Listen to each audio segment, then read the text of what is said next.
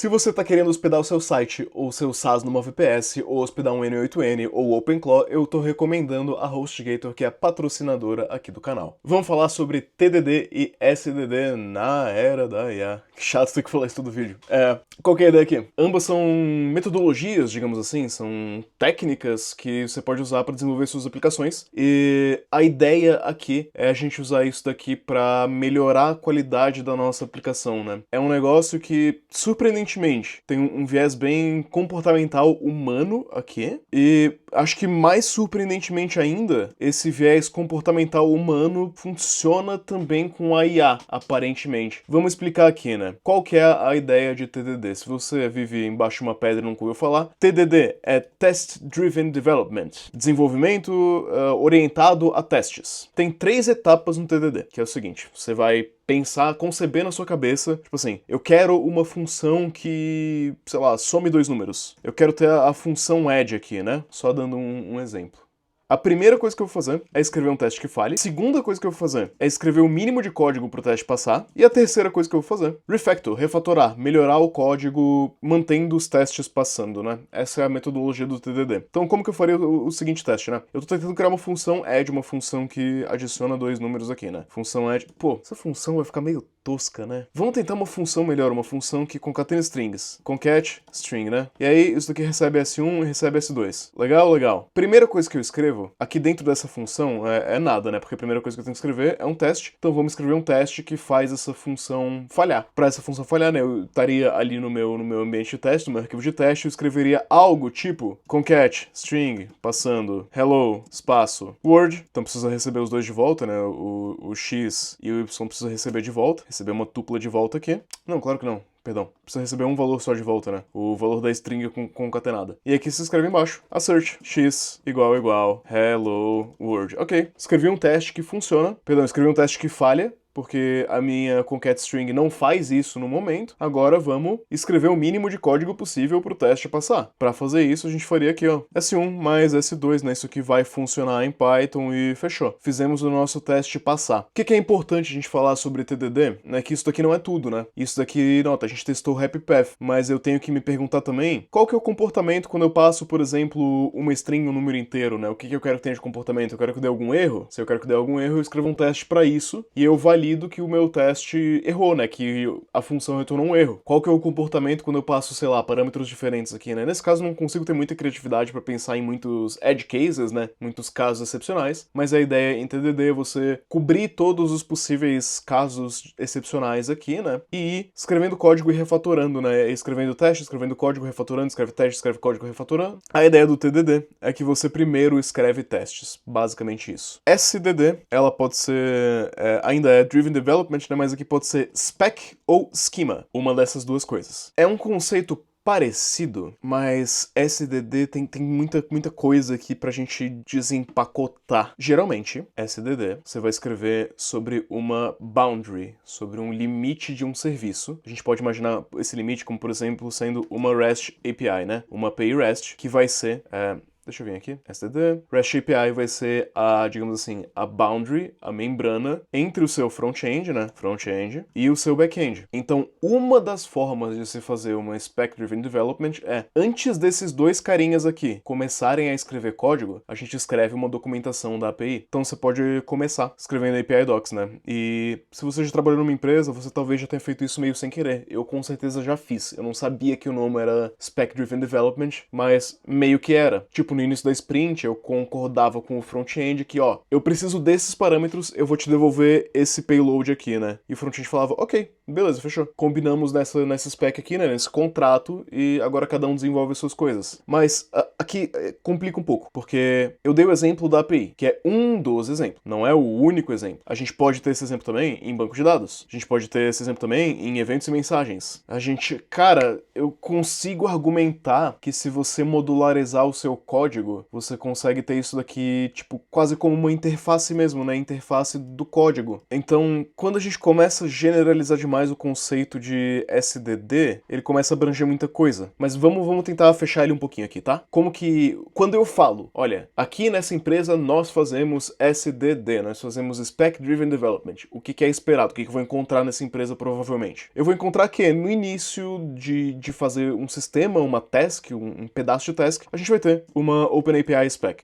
Uma das coisas que a gente pode encontrar é isso daqui. Isso aqui, né, também chamado de Swagger, né? Eu nunca entendi qual que é a mistura de OpenAPI e Swagger. Eu acho que eles são a mesma coisa. Enfim, eu uso os termos concomitantemente, como se fosse a mesma coisa. Você pode ter também os arquivos de protobufs, né? Quando você lida com protos, gRPC ou outros tipos de RPC, você tem um arquivo que meio que é um contrato que vai autogerar código em ambos lados, né? Vai gerar stubs ali tanto no produtor quanto no consumidor daquilo. Se você não entendeu isso daqui, assiste meu vídeo sobre gRPC, tá? Você tem também o GraphQL, né? Em que você pode ter o arquivo ali do esquema do GraphQL, como sendo esse spec aqui, né? Cara, geralmente tende a ser algo assim, tá? Tende a ser algo nessa linha. Uma coisa que eu não falei, eu vou até mudar o título desse vídeo, eu ia falar sobre TDD e SDD, mas a gente vai pro terceiro agora, é sobre BDD. E BDD é que eu tenho, honestamente, menos experiência. BDD é geralmente associado com um ferramental chamado Cucumber ou Gherkin, que é desenvolvimento orientado a comportamento. Eu vou te explicar isso daqui porque, não sei, a gente começou essa conversa, agora vamos terminar essa conversa. Essas ferramentas tentam descrever comportamento a nível de negócio, e a gente vai tentar validar que algo funciona,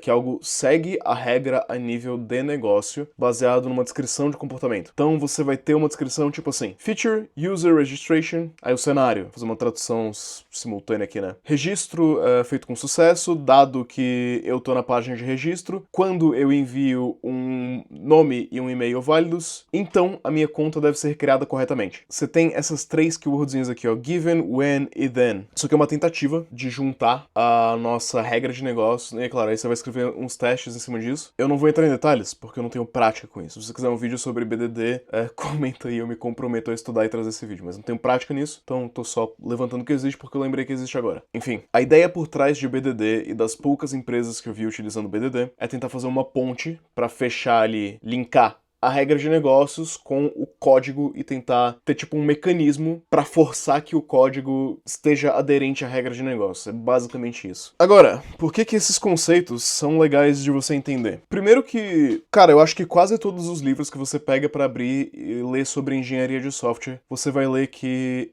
tendem a ser visto como boas práticas isso daqui, tá? Tende a ser visto como um aumento na velocidade e na qualidade do código, porque tende a ter menos regressão, você tende a ter menos retrabalho, que pensa comigo. Deve odeia escrever teste, né? A IA também não gosta de escrever teste, se você não pedir, ela provavelmente não vai escrever. Então, tanto Dev quanto a IA tem o mesmo probleminha, que é a gente não gosta de fazer teste. Tem até aqueles memes, né? Tipo, prós de escrever teste. Todo mundo diz que é bom, todo mundo diz que poupa tempo, aumenta a confiança do código, confiabilidade do código, né? E faz a nossa equipe se mover mais rápido no longo prazo. Quais os contras de escrever testes? Eu não quero. É tipo isso. E o SDD também vai nos dar uma velocidade aqui interessante, né? Porque eu tenho certeza que se você trabalhou na área antes de 2024, depois, né, tudo foi pro caos, mas enfim, antes de 2024 você com certeza teve a experiência de que você fez algo no back-end ou no front-end, a outra pessoa fez algo no back-end ou no front-end, e aí você falou, no final a gente encaixa as coisas, e aí você viu que não encaixava ali o Lego, né, não encaixou bonitinho. Que poderia ter sido resolvido se houvesse, tipo, literalmente 3 minutos de comunicação sobre como vão ser a API, né, como que é o contrato que a gente tá combinando aqui. Então, essas coisas são boas práticas, você pode implementar elas, e você pode, inclusive, obrigar a sua IA a fazer elas. Então, olha aqui comigo. Quando você estiver no seu projetinho, você pode ter, por exemplo, um arquivo, um .md, um cloud.md, um agents.md, uma skill. Eu não ligo isso daqui, em algum momento virar um prompt para sua IA, explicando para a IA como que se faz o desenvolvimento, porque hoje em dia você provavelmente vai utilizar um harness. O que é um harness? Um Cloud Code, por exemplo, e o Cloud Code consegue rodar testes. Então você vai obrigar o Cloud Code a fazer TDD. Isso funciona para IA? Cara, surpreendentemente parece que sim, tá? Eu não tenho dados o suficiente para afirmar categoricamente, mas eu consigo dizer que parece que TDD e SDD aumentam a chance da IA fazer algo que funciona e que tá de acordo com a sua intenção. Se você obriga a IA a escrever testes que você dá uma olhada por cima e a escrever um esquema que você vai dar uma olhada por cima, a chance de você pegar os erros antes deles acontecerem e a chance de você e a IA chegarem num consentimento de, né, tipo, eu acho que a IA realmente entendeu a minha intenção aqui, eu tenho visto que essa chance parece aumentar. Enfim, você consegue ter um prompt, isso aqui é um exemplo qualquer, né, que fala, olha, aqui a gente faz SDD, né, você tem que fazer o negócio, aqui a gente faz TDD, você tem que fazer um negócio, você explica pra IA qual é o ferramental de usar, né, quais as tool calls ali pra, tipo, qual comando da codebase utilizar pra fazer isso daí, você pode ter uma skill que, enfim, você entendeu a pegada aqui, né? E aí dentro do seu codebase, né, pras APIs, você pode ter o YAML da OpenAPI, o Swaggerzão aqui, né, descrevendo os paths, descrevendo os esquemas e, enfim, esse tipo de coisa. Descreve os endpoints, os payloads, né, o esquema aqui esperado. E aí você pode ter, por exemplo, aqui, né, nossa função de concatenar strings e um teste para garantir que as strings são concatenadas, né? Essa sintaxe aqui é específica desse tipo de teste que eu estou utilizando, tá? Você pode escolher a ferramenta que você quiser para fazer testes, tá? Das que eu conheço. Você tem o PyTest, que era bem popular. Python também tem um que é Unit Test, acho que é assim que se escreve. Você tem VyTest, que é legal. Jest era muito popular, mas parece que o pessoal tem preferido VyTest por algum motivo. Eu não sei, sinceramente, ferramenta de teste, eu honestamente não me importo muito. É tudo tão parecido que qualquer uma funciona, na minha opinião. Enfim, essas duas aqui de cima são de Python, essas duas aqui de baixo são de Node. Pra mim, não faz a menor diferença, pode escolher qualquer uma. Eu acho que testes são, nem comentei, mas enfim, acho que são boa prática aí. Acho que é algo legal de se fazer. E algo legal de forçar a sua IA a fazer também, né? E lembra de proibir ela de deletar os testes quando eles não passarem, porque a IA vai fazer isso. Ela vai pegar os seus testes, tipo, ela vai implementar uma feature, ela vai ver que uau, a minha feature não funcionou, né? Mas se eu deletar esse teste aqui, aí vai passar. A IA vai fazer essa. Não é muito bacana. Ficamos por aqui, né? Sinto que esse vídeo foi mais simples que o normal, mas enfim, ficamos por aqui. O que você quer que eu evolua desse assunto? Quer ver na prática, eu brincando com uma IA e mandando ela seguir TDD e STD? Pode ser um vídeo legal.